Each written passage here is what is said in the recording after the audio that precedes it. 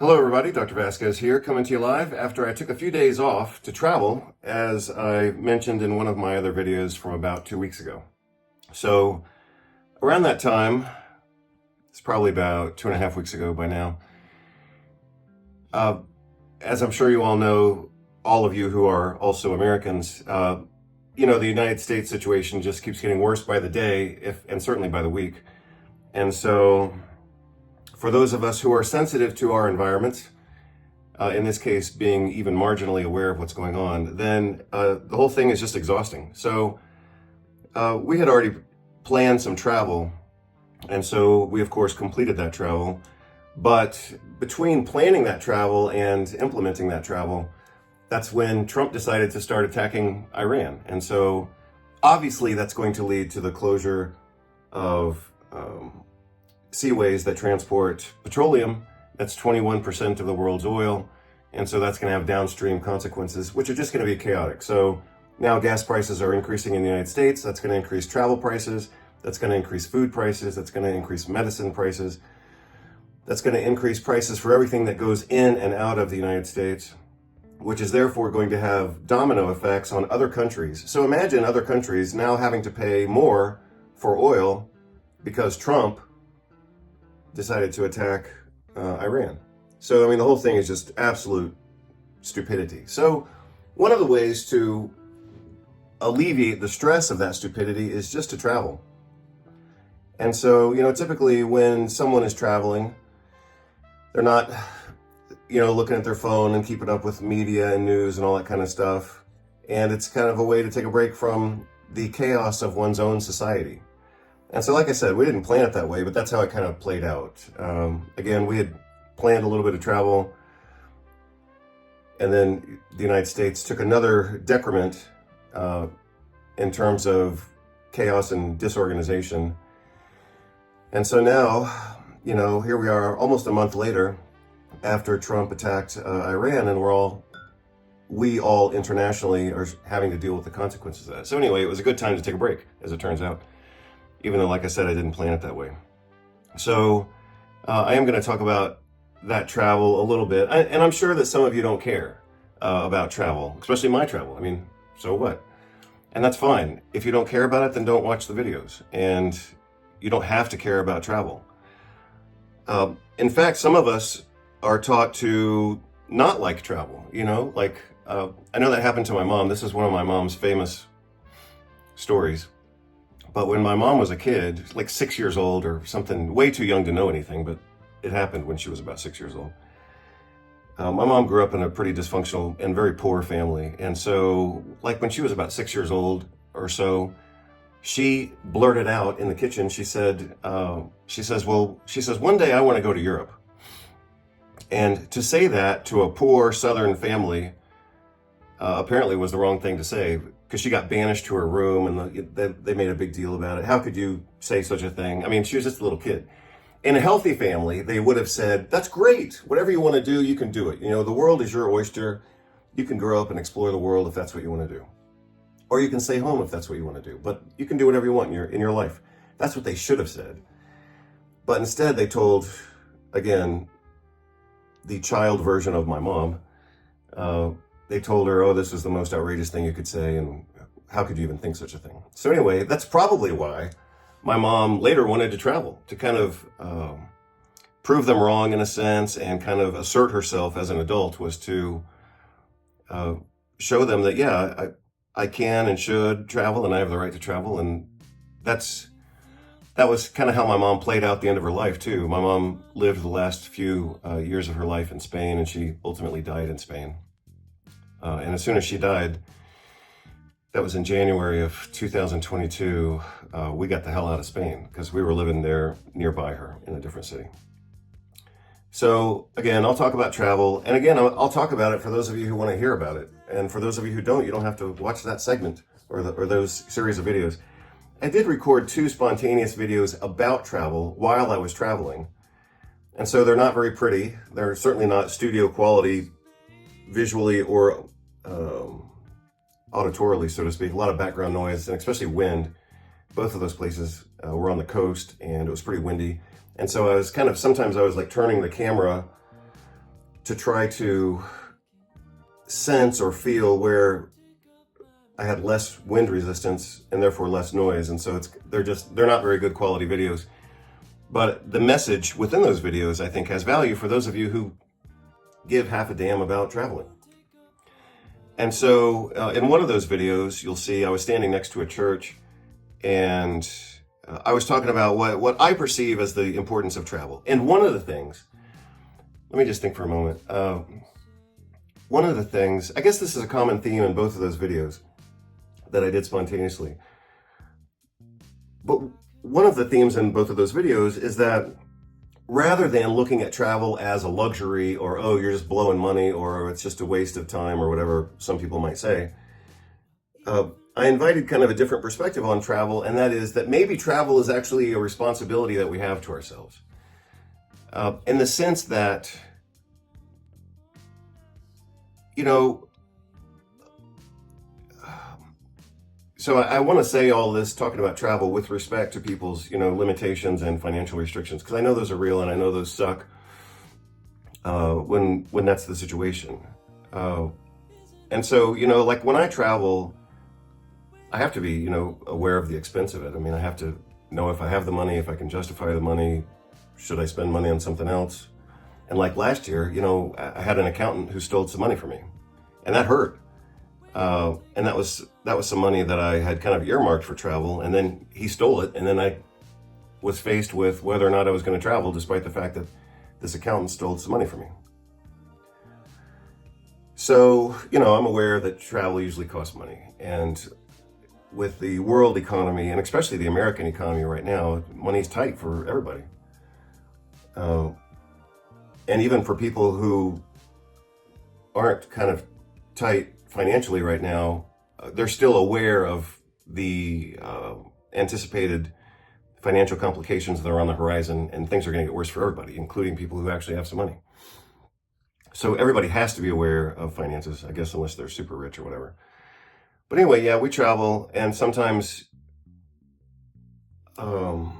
it takes a little bit of, as my uncle said, one of the things that I learned from my uncle, and this has good and bad sides to it, but basically what he said in business especially, he said you have to massage the numbers until you feel good about it. Well, I mean, that applies to other things as well. I mean, we all spend money on things we want or things we have to, but, in a sense, we all have to get happy with whatever our situation is, or not get happy with it and try to change it, but whatever. So again, when I talk about travel, yeah, sometimes it costs, obviously it costs money, and I'm not trying to sound like, oh, well, everybody can travel and everybody can do whatever they want. We all live within whatever limitations we have. So, and I respect that. So that's something I guess we could call an objective restriction or an objective limitation on travel. But the subjective limitation on travel is that some of us are taught, or some of us have like the mindset that travel is a waste of time, a waste of money, a waste of whatever. And so I guess that's the part that I'm challenging, is to say that travel, beyond the expense of it, beyond the financial cost of it, I think one of the ways I started to look at travel on this trip is that travel is necessary. Because, again, outside of the financial complications of travel, I would say that we as human beings, and I have said this before, we have an obligation to enjoy our lives, because if you can't justify your happiness, you're going to justify your misery. And if you justify your misery for you, you're going to justify misery for other people as well. So if we then, at least in this thought experiment, if we can conduct a thought experiment wherein happiness is a requirement or an obligation, not all the time, but sometimes, then travel can be part of that, because, and you can think of things in a dichotomous manner, which is usually a way to restrict thought, but it's also a way to gain clarity. So again, you can look at travel as a superfluous waste of time. Or the other extreme is you could say that travel is an obligation. You have an obligation to be happy. You have an obligation to explore the world and find out what works for you. you have an obligation to understand at least a little bit about other cultures. You know, so yeah, on this side, you could say it's a waste of time, don't do it. It's hyped, you know, travel videos and travel blogs and buy new luggage and waste your money and all this stupid stuff. And like that happened to us, for example, when we went to Mexico, I guess last year. We went to Mexico last year for my birthday because I used to joke about how I loved Mexican food and Mexican culture and all this kind of stuff. Well, we went to Mexico and I didn't quite hate it, but I found out I don't have any interest in Mexico. And so I respect Mexico for, you know, who they are and what they are. But I also found out that Mexico isn't for me. So, you know, but part of the reason that we went to Mexico is because we saw so many travel videos about Mexico. And in retrospect, I would say that some of those videos were probably government propaganda just to promote tourism. Because we went there and we went to those places where one travel Mexico blogger guy in particular was saying, oh, the food here is so wonderful and the architecture is so wonderful and the this and the that. And we went there and it was like totally mediocre. So anyway, like I said, a lot of travel stuff gets hyped. But beyond the hype, it still has, you know, personal and cultural and emotional and intellectual value. So, you know, you can appreciate both extremes can be correct. Travel is hyped and it's a big commercial enterprise and government propaganda and all this kind of stuff. Yeah, all that's true. On the other hand, you can learn about yourself, you can learn about other cultures by traveling, and that has authentic value outside of any commercial interest or consequence. So I'm just following my list here. So I'm looking at the same list that I'm going to post into this video so that we're all on the same page. So I talked about number 1, upcoming videos and topics, humanistic. Number 1 is recent travel. Number 3 is what I just said. Just because travel is overhyped doesn't mean it's not necessary for a good life. So you'll see 2 raw videos that I did talking about that. Let's see what else. What I want to talk about. Right now, I'll go to topic number 2 under humanistic. Right now, some of you may have already picked up on the fact that I'm a little bit congested. I was congested when I left. And I thought that when I left, my allergic sinusitis was going to clear up because I was going to be away from whatever was making me allergic. Well, turns out that was wrong for 2 reasons. And so that goes into the second category that I'm going to discuss in some upcoming videos about allergic sinusitis, reactive bronchitis, Herxheimer reaction, and all this kind of stuff. So, yeah, so under humanistic, topic number 2, I left with allergic sinusitis, and as we were traveling, it became an infectious bronchitis. And then I treated myself with azithromycin, an antibiotic, and I'm going to talk about that a lot in some upcoming videos. And I had and I knew this was going to happen because this has happened to me about 15 years ago. I've only taken azithromycin a few times in my life, but one of the times I took it was back in 2011, and I had a really bad Herxheimer reaction to the azithromycin. Remarkably, well, it was, I guess, it was bad for me personally. On a clinical spectrum, it was actually pretty mild. I just had a sore throat. I took azithromycin, you know, in 2011 for some sinus congestion that I had. The Herxheimer reaction that I got from it was I felt really bad and I had a really sore throat for one day, and then I felt great after that. So I was aware that if I took this again, like I did last week, that I might have a Herxheimer reaction to it, and so I was kind of anticipating that. And I got my ass kicked by a Herxheimer reaction to 250 milligrams of azithromycin. And that's exactly what I expected was going to happen. I didn't know it was going to be that bad, especially while traveling. So here we are let's see, we were actually traveling between 2 countries on that same day. And it was miserable. But it was a good place to be miserable because I wasn't going to be happy there anyway. So yeah, I was miserably sick for about 2 days not because of allergic sinusitis and not because of infectious bronchitis, but because I was having a Herxheimer reaction to the dysbiosis that was underlying this problem. So that was a really good learning experience. Sounds like my wife is whistling to me because she just got home. So she'll probably knock on the door in a minute. So anyway, I'm going to talk about that. Bronchitis, that was number 2. Oh, so yeah, like I said, we traveled. We went to Chile, and that was good. Just like our trip to Peru. We went to Peru last year, Lima, Peru in particular, for a couple days. I thought Lima, Peru was going to be awesome because it's right there on the coast, and they have these beautiful cliff views of the ocean. I thought it was going to be wonderful. People hype up, they talk about Peruvian food, you know, ceviche and whatever. And we spent a few days in Lima, Peru, and it was absolutely miserable. We were actually looking for a flight, like an early flight home. So I will probably never go back to Lima, Peru.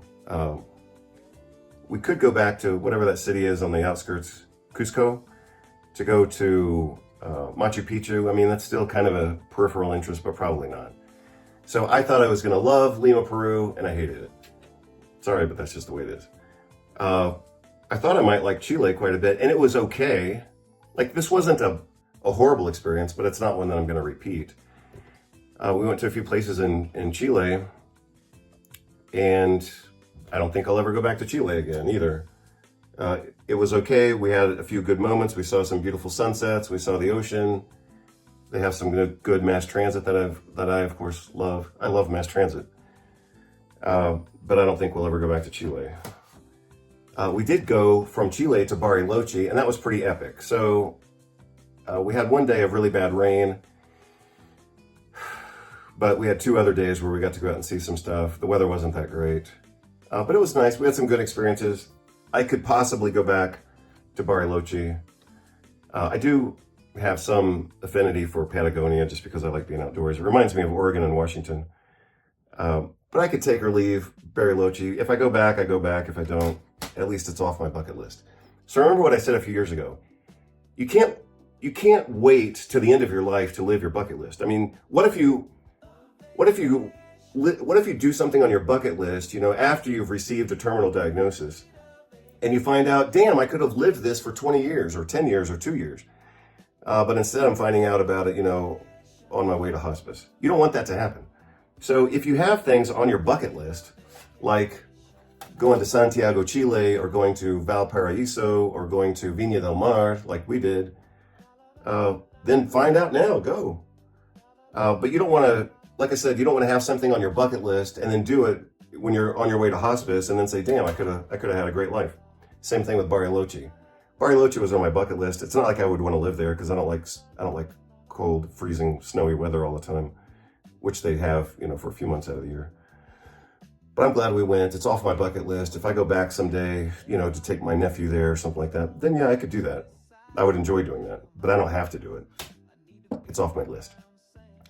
So we went from Chile to Bariloche, and then of course, because we're so close, we went to Buenos Aires. And Buenos Aires happens to have one of my favorite antique markets. Probably the 3 best antique markets I've ever seen in my life are probably Buenos Aires, Argentina. It's probably for me number 1, but it's in close competition with Mexico City. Mexico City has an amazing antique market. And then 3rd place, I'd probably put Paris, France. So speaking of Paris, France, I found this in Argentina. It's a big ass bronze statue of somebody who's really happy. And I loved it. Like, I knew this was for me as soon as I saw it. And this happens to have been made in Paris. It's got a stamp on it somewhere. There it is. Fabrication, France. Yeah, so made in France. Paris, France. And then it has another timestamp on it somewhere that says 1891. So this is, as you can kind of tell a little bit, this has a little bit of Art Nouveau. Well, more than a little bit, but it has some Art Nouveau to it. And so, yeah, it's a bronze statue from Paris, 1891, time appropriate, stamped, signed. Has a few broken fingers. Like the guy's, he's missing a few fingers, but you can't really tell too much. Yeah, and I love it. So you're gonna see this on the buffet behind me. So I've talked about antiques before. You can see my other videos talking about antiques. What makes a good antique purchase? And why is this a good antique purchase? For two reasons. The same two reasons that apply to wine and whiskey and probably everything else. The two rules of wine apply to the two rules of antiques. And that is, you have to be willing to pay for it and you have to like it. And hopefully, third of all, it has some meaning for you. So, was this a price I was willing to pay? Yeah, this was amazingly cheap. So, not only was this a great piece for me, but it was also cheap. This is like the cheapest antique I've got, except for the really dinky ones behind me. But this thing was, I mean, this was like I don't want to say it was a giveaway, but it was cheap. And so an original bronze from 1891 in Paris with only a few minor defects, you're damn right I'm buying this thing. So, yeah. Was I willing to pay that money? Yeah, it was a bargain. It was a total bargain. Like, I couldn't believe how cheap it was. The other thing is, do I like it? Yeah, I like it, but does it have meaning for me? You're damn right it does. So, I love it. So, it's basically a guy kind of celebrating his freedom after he's decided to not live like a warrior all the time. And for most of my life, I've lived kind of in warrior mode. So you can see he's kind of transitioning away from, that's a sword, and you should probably be able to see it. He's dropped his sword, or he's leaving his sword behind, more appropriately. And he's saying, shit, I'm free. That's what it means to me. I totally love it. So anyway, that's point number 4, antique treasure. Yeah, number 5, you'll see this a little bit in some of my conversations, especially about travel. Because I didn't travel much with my parents. And now both of my parents are dead, so I'm not traveling with them now. But I still kind of carry some of those conversations in my mind. And so I'll talk about that stuff later. I'm always kind of processing that, and to my benefit, I must say. Like I said, point number 6, I did 2 raw travel videos, and they're noisy and not very pretty, but I'm going to post them anyway. If you don't like them, you don't have to watch them. If you don't like travel, don't even click on it. But if you want to see them, you can see them. Oh, point number 7. What qualifies as good travel? On the one extreme, I would say great memories from epic experiences. Bariloche is probably epic. I also bought a coffee cup there. Great memories from epic experiences. Yeah, that's one extreme. But the other part of good travel that we've always said for the last couple of years is that sometimes good travel is just coming home and being happy. So I'm not going to travel again anytime soon because I don't want to. And as I have mentioned before, we've become very sensitive to people, culture, food, infrastructure, a lot of things. And so when we travel, we're aware of whether we're getting what we want or not. And usually we're not getting it. So we're not going to travel anymore for a while because, at least right now, I'm kind of sick of travel, literally, because I came home with this bronchitis. Oh, and as I said at the start, travel gives you a chance to ignore your own country's chaos. Other countries have their own chaos, but you don't know about it when you're traveling there, unless it's like right in your face. I mean, I just can't believe the stupidity that's recurrently happening in the United States. I mean, the United States is it's just one chaos after another. I just think it's horrible. So upcoming biomedical topics are going to be, I had to treat myself quite a bit over the last couple of months for allergic sinusitis. And then on this trip, I kind of found out that it wasn't allergic sinusitis. It was actually kind of a dysbiotic sinusitis, which was becoming a bronchitis as we were traveling. That's why at that point I had to treat myself with antibiotics. But I also knew that when I did that, I was going to have a Herxheimer reaction. And I just had a bitchin' Herxheimer reaction. So I'll talk about that. And I'm going to differentiate. Everybody talks about Herxheimer reaction, and I'm assuming most people don't know what they're talking about. So I'm going to differentiate Herxheimer reaction from the original jarish Herxheimer reaction, which is totally different. It's not totally different, but it is different. They're distinct. I've talked about sinorespiratory dysbiosis before. You can see my video in the microbiome and dysbiosis course. So I'll talk about that, but I'm also going to go beyond it because obviously that was about 10 years ago. I developed last week or a couple days ago, I had cough hypersensitivity syndrome.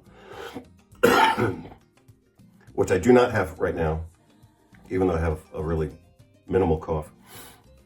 But I did develop cough hypersensitivity syndrome for a couple days, so I'm going to talk about that. And I'm going to talk about what I did to treat that while we were traveling. I had limited access. I had limited access to drugs and nutrients, but I still had to do something to get myself better. And so I did something, and I'll talk about that. It's a little bit theoretical, but it seems to have worked. It worked immediately, as I expected it might. Integrative treatments, even on a budget, and especially even while traveling. By the time I talk about sinusitis and bronchitis, I also want to talk about the mouth dysbiosis again. I've talked about that before in the previous series on microbiome and dysbiosis, so I am going to talk about that again. Number 5, under biomedical, I'm going to talk about vitamin T, which is what I've already talked about. Vitamin T is travel, and I'm going to talk about the benefits of implementing that in your life. I've already talked about it a little bit here, but I'll talk about it more. And then I'll revisit some of the recent news on vitamin D and revisit some of my previous projects on vitamin D. One of my previous projects on vitamin D was a template for the evaluation and critique of vitamin D research. So I will update that based on the new bullshit that was published out of Harvard Medical School and published in, I think it's Journal of Nutrition from the American Society of Nutrition, if I recall correctly. I'll polish that video and I'll update it and I'll look at all that information again and I'll update that template that I started a few years ago. Because that research that was published, funded by American taxpayers, out of Harvard Medical School and Mount Sinai and all these big organizations, that was total garbage. And if you are a person in the general public, you need to know that that's bullshit research. And if you're a doctor, you damn sure better be able to read that research and know it's garbage. So I'll talk about that again. I'll polish it up. Maybe by now the full text is available so I can look at the details, but I don't really think it's going to change my conclusions. Because, I mean, the whole article, the whole study design was designed to fail. They wanted to show, no, I'm sorry, they didn't want to show anything. They wanted to conclude that vitamin D was ineffective for COVID. And so they bastardized the study design in order to have that conclusion, and that's what they did. So I'll talk about that. That's it. Hope you're all doing well. This is just the update. In a sense, I'm also kind of testing my voice because I didn't know if I was going to be able to talk for 30 minutes. Since I do still have like some phlegm and whatever else. The other thing is, I have to treat myself again with this antibiotic, azithromycin. The reason I have to do this again, even though it made me really sick from that Herxheimer reaction, the reason I have to do this again is because the treatment's not complete. I still need to treat myself. And it's going to suck. And I'm probably going to feel worse. So, for example, a standard dose of azithromycin is 500 milligrams. That's typically the starting dose, is 500 milligrams for an adult. Especially a reasonably big adult. I'm probably 225 pounds or 230 pounds, something like that. So, yeah, I should be taking 500 milligrams. But assuming I do this today or tomorrow, maybe tomorrow or even Monday to put it off a little bit, I'm probably going to treat myself with like 100 milligrams or 125 milligrams. So this is 500 milligrams. I'm going to cut this in half. And I'm probably going to take half of a half to make it 125 milligrams because 250 milligrams gave me 3 days of Herxheimer reaction. And I don't want to go through that again. But like I said, I have to do something to advance this treatment. So that's going to suck. So that's another reason why I did this video today. Even though I'm not feeling great, I'm feeling at least alive enough and I could talk enough to do the video, because once I do this, I could be out of commission for a couple days. Hopefully not. What I would like to do, what I'm going to have to do to continue this antibiotic treatment and try to avoid the Herxheimer reaction is I'm going to take, I can't do the full dose of 500. I know that I can't tolerate the 250 either because of the Herx reaction. So I'm going to go down to like 125 or less maybe. I mean, that would be kind of absurd, but that may be what I have to do. And then ramp up, and it's going to be a slow ramp. which means I'm going to have to be on this for probably 2 weeks. But that's okay, because that will still be effective, and doing it slowly will help me avoid the Herxheimer reaction. So anyway, that's the plan for this coming week, is to take some antibiotics. So again, in summary, the upcoming videos that I'm going to post are going to be, again, about vitamin D. 2 videos that I already recorded. They're raw, kind of crude videos on travel. I'll talk about travel, and then I'll get into sinusitis, reactive bronchitis, Herxheimer reaction, sinorespiratory dysbiosis, vitamin D again, and oral dysbiosis as well, because I think anytime we're treating like this area, sinuses, trachea, bronchi, we should also kind of address the mouth as well. So I am going to talk about all of those, extending beyond what I've talked about before in the microbiome and dysbiosis course. So I hope you're all doing well. Take care. And I'll get all this to you as soon as I can. Bye-bye.